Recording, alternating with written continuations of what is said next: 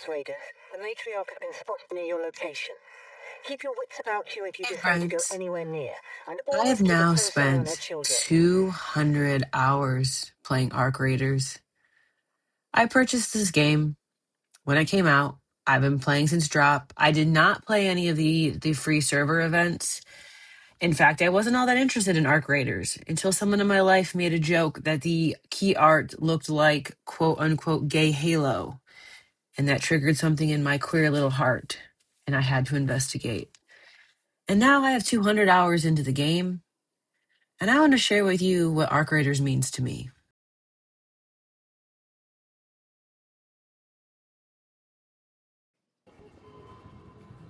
I started off playing Arc Raiders as a duo, and then queuing and matchmaking into trios, and now I spend the vast majority of my time playing solo.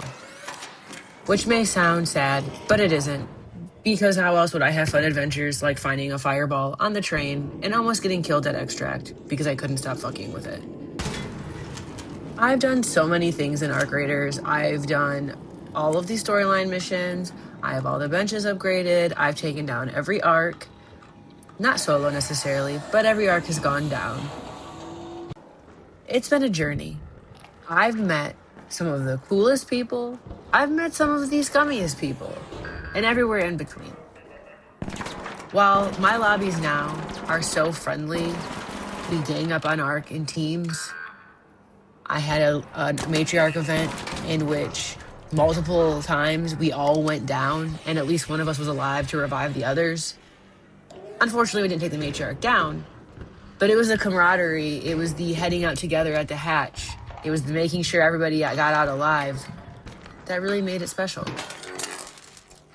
I've met people in game that have serenaded me with their guitars, dropped me Jupiters. I met a gentleman who dropped me a photograph and then proceeded to sing Nickelback. It was one of the funniest things that happened to me in game. I'm friendly. I had a raider revive me one time on Spaceport.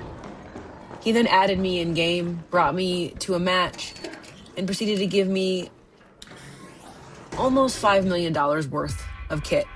Just because he just wanted to help. I've helped people finish missions. I've saved people from rocketeers. And I too, as I mentioned, have been saved many times. Arc Raiders is a once-in-a-lifetime game. I know people say that a lot about a lot of games. But there is truly something special that I feel like if even replicated in other games, it wouldn't be the same. Because Arc Raiders was the original game that did this. Now, I'm not saying Arc Raiders came up with friendly co-op, but it's an extraction shooter. And when you say extraction shooter, you typically think of Tarkov. And Tarkov is a cutthroat world. They do have a PvE server. But Tarkov is a cutthroat world. Extraction shooters in general don't really lend themselves by genre to be friendly, to be kind. There's no reason other than because you feel like it to be nice to other players. But there's something about Arc Raiders that makes some players, want to cooperate. Or at best, just leave you alone. They yell friendly as they run away to whatever objective their little heart desires. When I first started playing Arc Raiders, I died a lot. I got killed a lot. I got ratted a lot. I lost so much loot. The moral of that story is understanding that the loot is never yours. It's just your turn with it. And that could have crushed me. And some days it did. I turned the game off, defeated. I'd lost multiple kits back to back to back. I barely had any useful items. I was going to have to load in with a free kit, which, while risks nothing, the whole one bandage, a shoestring gum, 5 pieces of ammo, hopes and dreams really made me uncomfortable. I liked my kit. And then Embark said, hey, we're doing aggression-based matchmaking. And I know it's a hot topic. I know some people think it ruins it. It's kind of like SBMM. People can't decide what they like. It's always going to be a contentious topic. I personally like aggression-based matchmaking. I like loading in and knowing that when a raider runs by me, they're probably not going to shoot me. They might shoot me because I still get shot in my friendly lobbies. And it's okay. It's going to happen. But I like knowing that when I yell hello across my mic in Prox Chat, 99.9% of the time, I get a hello back, be it via their mic or using an emote to say hello.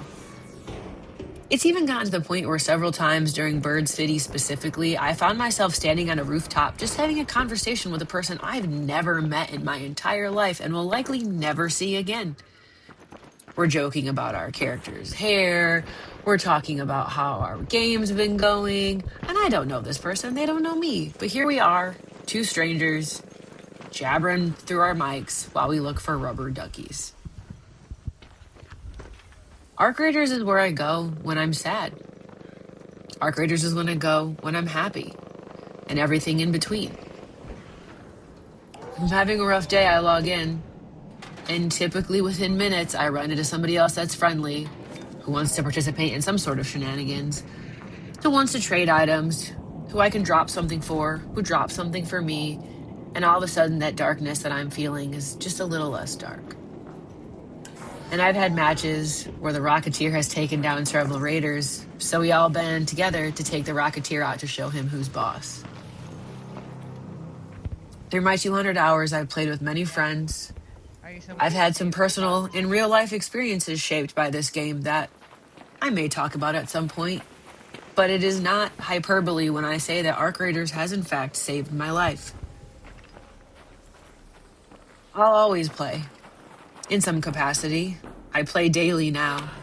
And maybe in the future when other games come out, I won't play as much, but I'll always log back in for a match or two.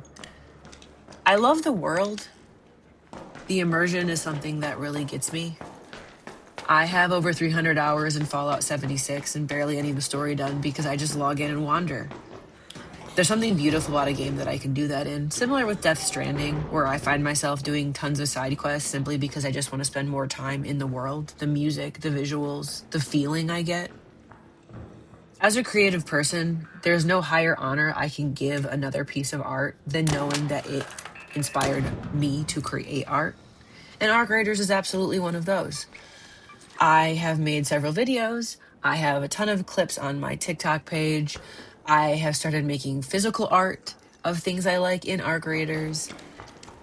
I have written little fanfic pieces of my POV as my raider out in Topside.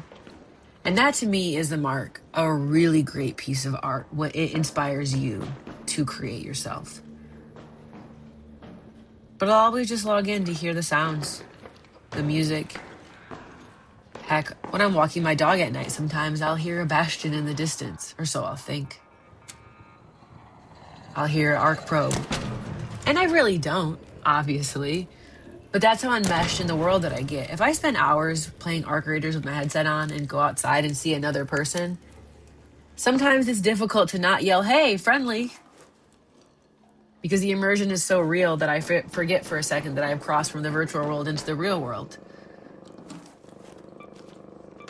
I will probably play 200 more hours of Arc Raiders. I can foresee myself playing more than 200 hours. Embark has put out a roadmap. They have pointed us in the direction of things that are coming up, and I trust in them that they are going to continue to make this game wonderful and support this game. And I hope they do. If you've not given Arc Raiders a try, and extraction shooters aren't your thing, I would say that Arc Raiders might be the exception to that rule because I, too, did not really play extraction shooters until Arc Raiders. Although I did love DMZ when that was a thing. Overall, I just want to thank Embark. All the devs that worked on it, have worked on it, will work on it. This is one of my greatest games of all time, personally. And I've played a lot of games in my 30 years of gaming, or almost 30 years. There's just something special about Arc Raiders. And while I can articulate it, it's just a little gem out in the world when things are dark and heavy.